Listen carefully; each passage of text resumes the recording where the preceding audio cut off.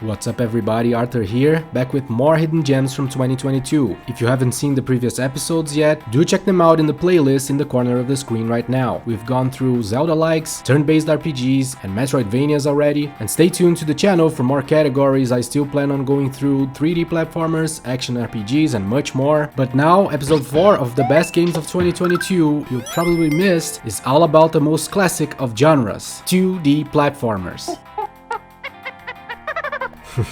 And I do believe I have a fantastic selection here, with several brilliant hidden gems that deserve more recognition. And by the way, I am not including here puzzle platformers or action platformers. I'll be doing videos for each of these genres. The games here may have puzzle and action aspects, but the main focus must be on the platforming. So let's get to them. Welcome to the channel. This is From the Void.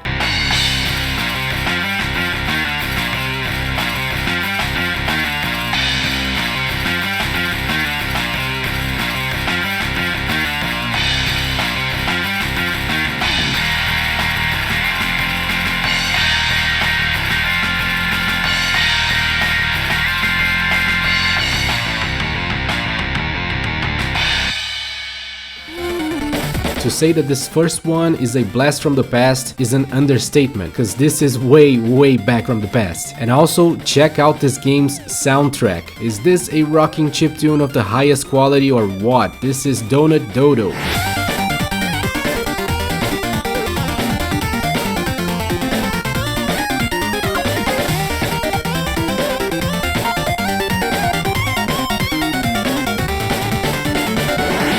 Okay, if you've played the earliest days of arcade-style platformers from back in the 80s, such as the Donkey Kong games, Burger Time, and the original Mario Bros, you know what to expect here, because this game is incredibly faithful to those early platformers. However, it improves on one thing that makes it all the more enjoyable: the controls. The objective is to gather all the donuts on screen while avoiding hazards, and once you collect them all, a path to the giant donut is formed and touching it ends the stage. Each level varies widely, going from a fun house to a construction site to a factory, all with clear references to classic arcade titles, but there are only 5 stages in total, plus a bonus stage. Once you beat all of them, the game simply loops back to the first one endlessly, but introducing more hazards, such as the ghost there straight from Pac-Man. So yeah, exactly like old school arcade platformers, but the controls are completely modernized. Games of this kind feel painfully stiff to control nowadays, where Donut Dodo is smooth as butter. It feels great. The game is very short, but once you beat normal mode, you can tackle hard mode for an even more challenging run. So there is a good amount of content here. I loved Donut Dodo, a fun time for sure.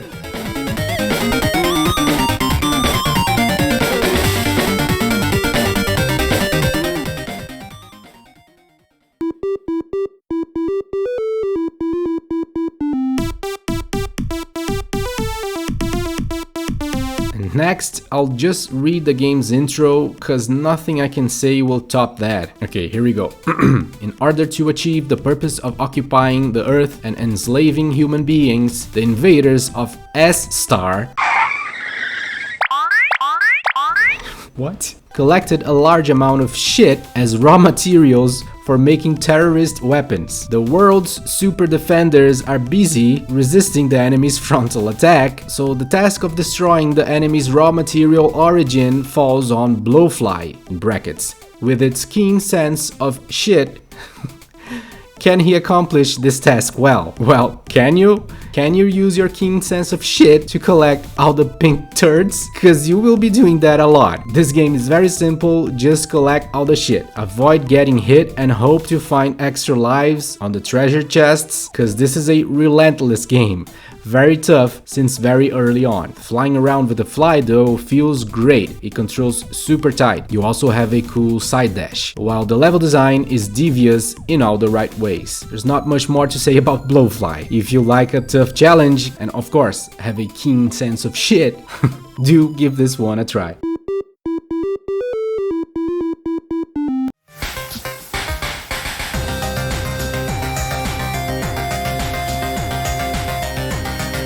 This next one is pretty cool. It's a roguelike platformer, and listen, like most of you from what I gather from the comments, I am not a big fan of roguelikes, but every once in a while I find some that are great, and this is definitely among those. We're talking about TOKOYO the Tower of Perpetuity. This is kind of an indie darling in Japan. It has gotten a big amount of followers over there since the early access release 2 years ago, and for good reason. You have several different characters to control, each with a different special attack, but make no mistake, this is not an action platformer. The action part is very limited. It's just a special thing that you don't control directly and consumes all your mana, which takes a long time to replenish, and on top of that, you don't even have normal attacks or any other abilities. The objective is to climb the tower all the way to the top, which is a very difficult task to accomplish, by the way, so be prepared for a long time investment here. Each run will count with varying power-ups that you can choose in groups of 3, and each platforming section is randomized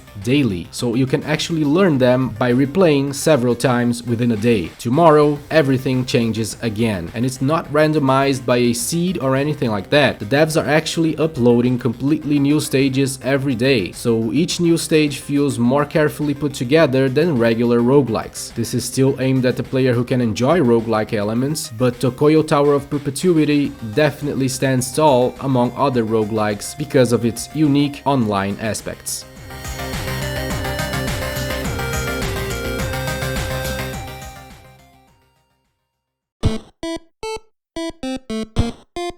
Following up with Claustrophobic, Dungeon in a Bottle. Cool music on this one too, check it out.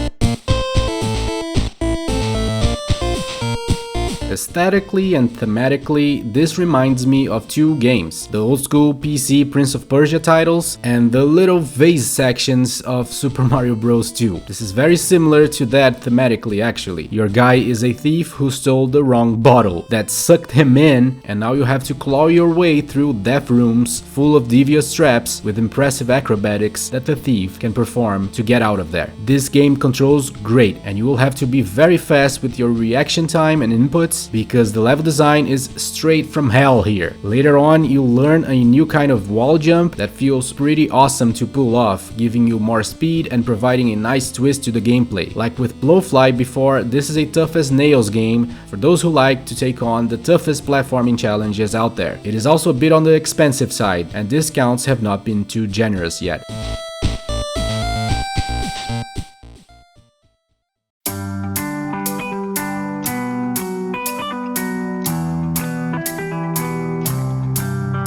Now, taking the 10th place, we have the lovely JellyCar Worlds. This is a physics-based platformer. It also has a few racing aspects to it, I guess, like running against the clock and optional time tracks, and of course, riding a car. But the focus is definitely not on racing. This is absolutely a platformer at heart, and it's all about the car being jelly. You can squish it between anything pretty much. Dying only happens when you fall down pits, never from getting smushed. This is immediately enjoyable as the entire atmosphere of the game is highly pleasant, including the controls. R2 accelerates right and L2 left, while the left analog stick will rotate the car around its axis. Those are the basic controls, but the game introduces a lot of power-ups that flip the whole game upside down and inside out. It's pretty amazing. I won't spoil everything because there are some pretty interesting power-ups, but the initial ones are inflating the tires to monster truck size to gain more traction and bump yourself higher, then the balloon that is loads of fun to control, and sticky tires to glue yourself to walls. They all have timers, so you can't abuse them, making the platforming really challenging and incredibly interesting. This is a phenomenal game that deserves a lot more recognition, and it's more on the cheap side, totally worth the amount of content and fun in JellyCar Worlds. Check it out.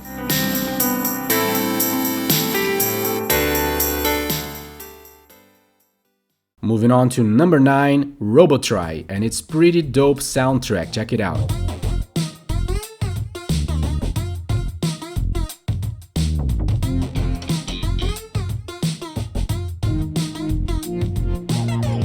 So if you've played another game called Heave-Ho, this is certainly looking very familiar. It's the same idea, you are a head with two limbs, but it controls a bit different. Heave-Ho is all about grabbing onto any surface and flinging yourself, where Robotry is more about pushing the surfaces to move yourself. It also introduces grabbing onto surfaces later, but in a more limited way. Only yellow surfaces can be grabbed onto. This physics-based gameplay is difficult to learn, but pretty satisfying once you do, and the level design is way more interesting than Heave-Ho's in my opinion. It also counts with a quirky story, funny interactions, and a wide variety of missions. It's a bit on the expensive side though, and has not been too generous with discounts so far, but I got my money's worth on this one for sure. Cool game.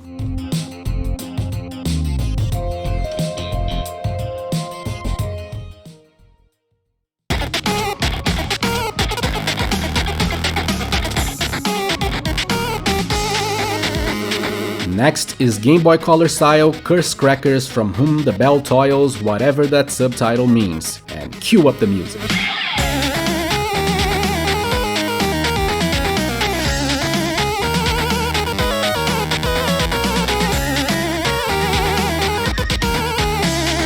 This one is very cool. The platforming mechanics here are fantastic. It reminds me of Klonoa actually, but way more hardcore in every way. You have a chingling thing companion that you can grab on and throw to any direction similar to Klonoa, and you use it to attack enemies, of course, but also downwards so that it hits the floor, then you can bounce off of it and reach new heights, which is kind of hard to do, but very cool as well. Pretty tight controls on Curse Crackers. The levels are long and full of really well hidden secrets, which kind of reminds me of Wario Land in a good way. And yeah, this is an excellent platformer right here, with an interesting retro style from the Game Boy Color and a lot to dig into. Give it a go.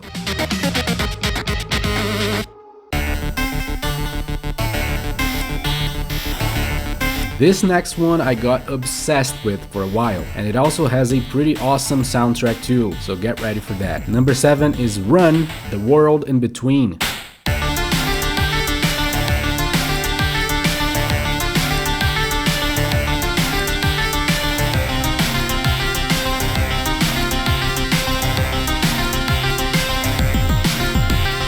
Alright, this is a roguelike platformer, let's get that out of the way first, but a pretty well made one. Really impressive actually. Each stage is composed of platforming sections, stringed together in a randomized way, but the sections always fit with each other, since the level design here is kind of genius. This is really important because, true to the game's title, the world in between has a very fast-paced gameplay. You can never stop moving because the darkness mimics your every move and is about 1.5 seconds behind you. This is really similar to the stages in Celeste, where Madeline is followed by her dark side, so it's not a very original idea at all, but it focuses 100% on this aspect and takes it to a whole new level. Like I said, I was obsessed with this game, it's hard to stop playing it. Loads of engaging fun and worlds in between, fair price too, give it a go.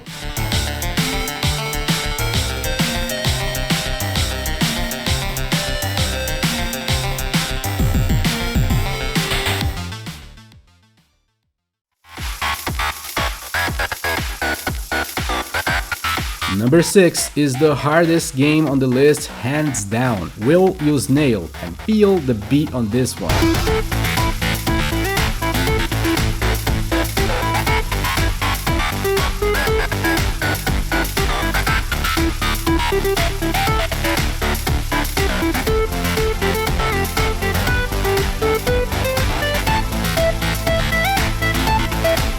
Will You Snail is a really awesome game, but like I said, it's the most difficult on the entire list by far. It is borderline masochistic. However, the game by default adjusts the difficulty as you go. They're all hard, by the way, although the game calls them all easy, very easy, extremely easy, and something like that. So if you're passing through stages quickly, it ramps up the difficulty, while if you fail dozens of times, it makes things a bit easier. You can opt to turn that auto adjustment off, off, but I would suggest keeping it on because it's how the game was intended clearly, and it is complemented by the story and dialogue with the evil AI, and it's a crazy premise and setting in this game, by the way, really interesting one too. But the best thing about You Snail are the level designs. The game is constantly shifting and presenting new ideas that completely change the gameplay. There are conveyor belt levels that predict really well where you will try to move, then spike levels that require you to be going a specific direction when the arrows drop, kind of like a rhythm game, kind of shooting levels where you don't really control your shooting,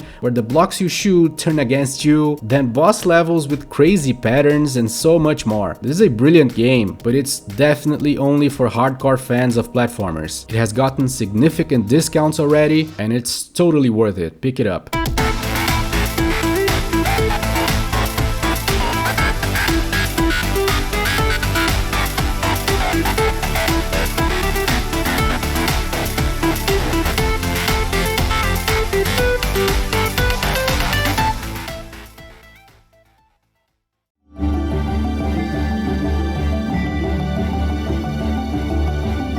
In fifth place is Gibbon Beyond the Trees. This is such a great game. As you can see, you control a gibbon ape swinging from tree to tree. At first, this is super chill. There is little to no stakes. The gibbons are just enjoying their lives and habitat. This first section is all about enjoying and learning the really well-made platforming physics and controls in this game. You can either have the ape swing under the branches or run over them, which can be a good idea in downslopes. Later on, you can also do a flip in midair to gain a boost once you grab onto a branch, but very predictably, soon humans start causing problems, as usual. You will pass through a section with rampant deforestations and fires, and even worse later on, making the traversal more difficult and introducing the possibility of dying. But the game never becomes significantly challenging. It's much more about appreciating the ride. This is a fantastic game, very much a work of art actually, and also bringing attention to endangered species and the harm that we do as a society. This is worth anyone's time and money for sure, especially considering that there is a second campaign after the main one and daily challenges, which are also pretty cool. It has gotten significant discounts so far, so there is no excuse not to get Gibbon Beyond the Trees.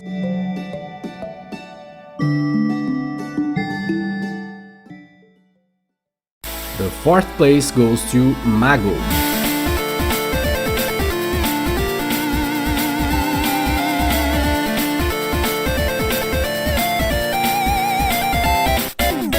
Despite looking like a GBA title, which probably gives off the impression of simplicity, Mago is quite an epic game. It is not shy at all in implementing new mechanics, completely keeping the game from becoming stale, even a little bit. There are sequences where Mago transforms into different animals, completely modifying the gameplay. There's a whole economy in this game with several things to improve in your arsenal, and the levels are quite challenging with very well hidden secrets too. This is a great game, worthy of the top 5 for sure. It is so far only on Steam though, which is sad because this one would fit the Switch very well.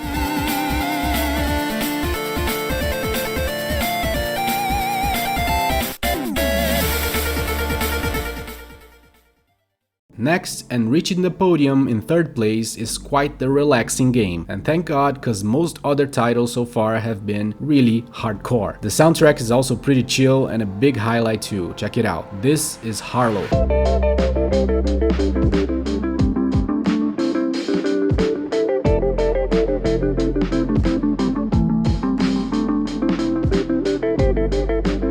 This was such a surprise. I think it's one of the most obscure in the whole list. Harlow is a chill, physics-based platformer where you control a robot that cannot walk, only jump. Yeah, weird. It can jump, then double jump, and only replenishes once you touch the floor. Everything else is just gravity. Your objective is to gather all the energy triangles and optional little circles. Controlling the robot with the double jumps feels fantastic. They nailed it. It is pure joy. The story is pretty cool too, but I won't spoil. Some people call Harlow a puzzle platformer, but the challenge lies much more in doing the platforming and moving around than on actually figuring out how to surpass the obstacles. So to me, this is totally a platformer. So yeah, Harlow is great. Do check it out. Very worth the price, especially if you find it at a discount.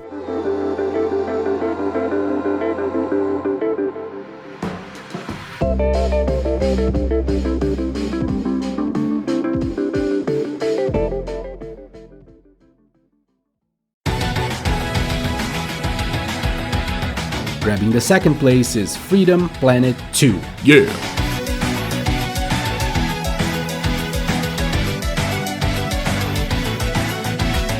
I'm sure you have at least heard about the original Freedom Planet, but this sequel has largely gone under the radar, strangely enough. Don't get me wrong though, the large following that was already into the original is all over this game, but it hasn't gone mainstream from what I can see. I hope this grows way more in popularity because we're talking about a phenomenal game here that took 7 years to produce in total. This one though, you could actually consider an action platformer just as easily, by the way, because you do have several attacks and abilities, but the main focus in my view is on the Sonic style platforming. Fast as hell and always aiming to go to the higher routes where you can go even faster. You can however choose between several different characters that control rather differently, some focusing more on speed and others more on action, which is great to fit every playstyle. There is not a single thing that I could complain about Freedom Planet 2. The presentation is gorgeous, the music you're hearing in the background is great, gameplay, level design, variety, everything is top notch. This could very well be the number 1 on the list. It just came down to a matter of personal preference, really. The quality here does justify the steep price. This is by far the most expensive on the list, and it's not getting substantial discounts so far, but I can see it being a turnoff too. I guess I found a problem with the game after all.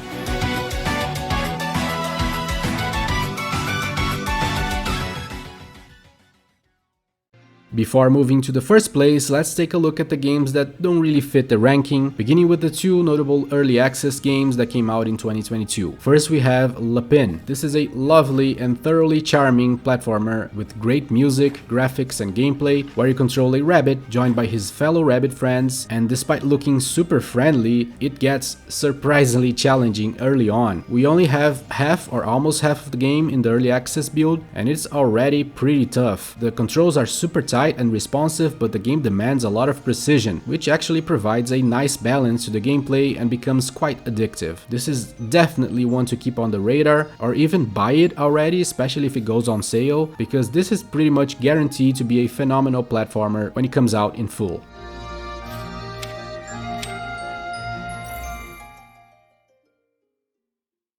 And the other early access game is Neon Circle. This is a physics-based platformer where you rotate the entire stage instead of moving your neon circle guy. At any time though, you can make the circle become a square, so it stops in place for a bit. You can also make it bounce from the floor at any time. Not much more to say about this, it's rather simple, but enjoyable both in gameplay as well as in presentation.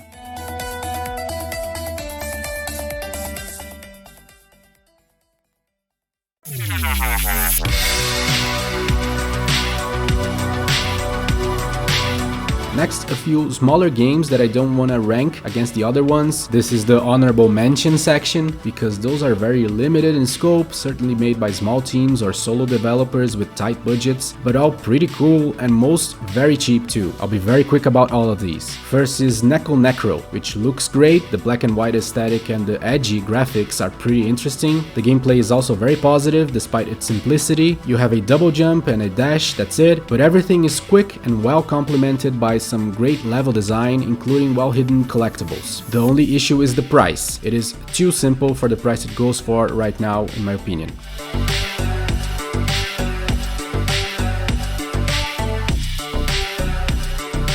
Then we have Panic Porcupine. This is a Sonic-like platformer, but simplifies things by removing the multiple paths in different heights. It instead goes for a more sandboxy style, where the challenge lies in learning the physics in this game, which are quite complex, but will feel pretty awesome once you do. Rotating around the circle platforms and launching yourself is the most notable feature. The protagonist is very unappealing, but the story compensates for that because it's rather humorous. Cool game here and not too expensive at all.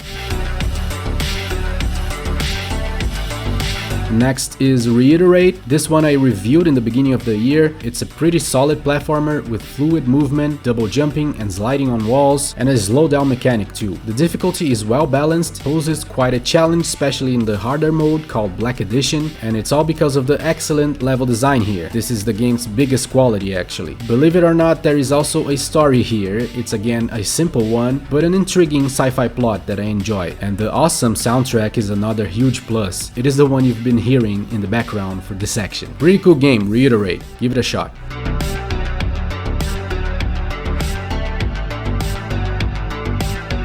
Following up with Go Pogogirl. Yeah. You control Pogogirl trying to retrieve her prized pogo stick that got stolen. Yeah, that's the story here. And moving with the pogo thing is pretty cool, I gotta say. You have a super bounce as well as a side attack thing that is very useful when trying to land on small platforms, which there are plenty of in this game. This is one of the best among the smaller games for sure. I definitely had a good amount of fun with this one. And the final smaller game is Galaxy Tales Story of Rapunzel. And this is Android Cyber Rapunzel, by the way. I mean, who comes up with these ideas? Pogogirl and Cyber Rapunzel. What are they thinking? I'm not complaining, by the way. I'm all in favor of Android Rapunzel existing. And the game is cool too. She uses her hair to grab onto all sorts of things, very much like Dixie Kong actually, but goes all in on that mechanic with several implications. The game is too easy though, only boss fights pose any real challenge, and it's kind of expensive, but it has gotten substantial discounts.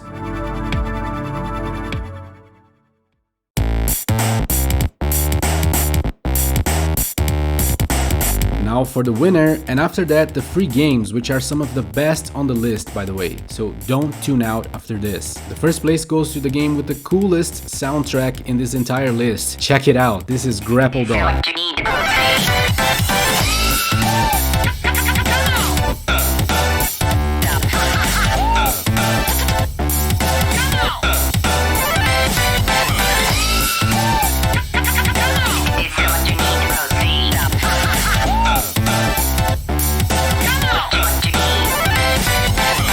This is such a cool platformer and deserved way more recognition in my opinion. The grapple mechanic was really fine-tuned in this game. It feels great to use. You can attach it to blue-colored surfaces or to enemies to fling yourself, which is also pretty cool. And when swinging from surfaces, if you release just at the right time in the lowest point of the pendulum, Pablo, that's the name of the dog, is violently hurled forward, which is super cool to pull off. The entire act of swinging is masterfully crafted in Grapple Dog. The game does become challenging despite the friendly, cartoonish visuals with chunky outlines, but never goes insanely difficult, which fits the whole mood of Grapple Dog. This is a thoroughly enjoyable game. They nailed everything here. It is not too hard, not too easy, not too long, not too short, and loads of fun all the way. Plus a fantastic soundtrack, and we got ourselves a true winner here. So I'll just leave you with some bird chirping DJ mix funk, how about that?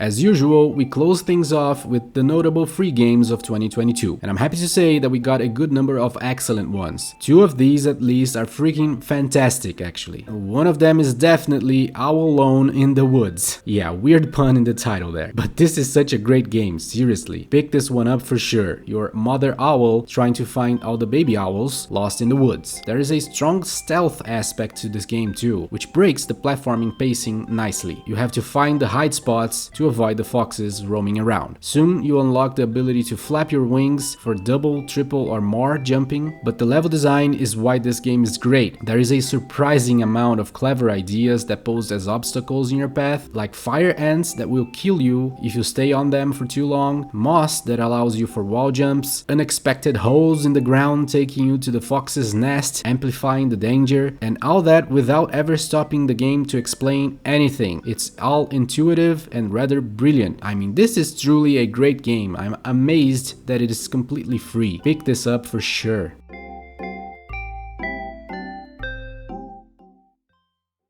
Next is the Rabbit Scroll. This is very simple and short, but has pleasant graphics and gameplay, including the bamboo climbing and jumping off, which feels great. It is nothing fantastic, the game is like 15 minutes long, but it's definitely a nice little distraction for free. And finally, the other absolutely excellent free platformer is KEEK. In this one, your guy has a kind of flashlight that reveals another dimension that swaps in platforms or removes them. This is quite taxing on your brain, but really cool too. It's hard to explain. You have to be very careful and plan what to do beforehand, as the amount of button inputs and their correct order and timing is very difficult to pull off, especially in later stages. Great game here, KEEK. Try it out. Definitely worth your time. And that's it, guys. Hope you find a bunch of interesting games here. Stay tuned to the next episodes on several other genres and check out the previous ones as well. If you appreciate the channel's mission of shedding light into obscure games that deserve more attention, consider joining the channel's Patreon like these lovely people whose name you're seeing now. Thank you so much for your support, thank you for watching, and I'll see you soon.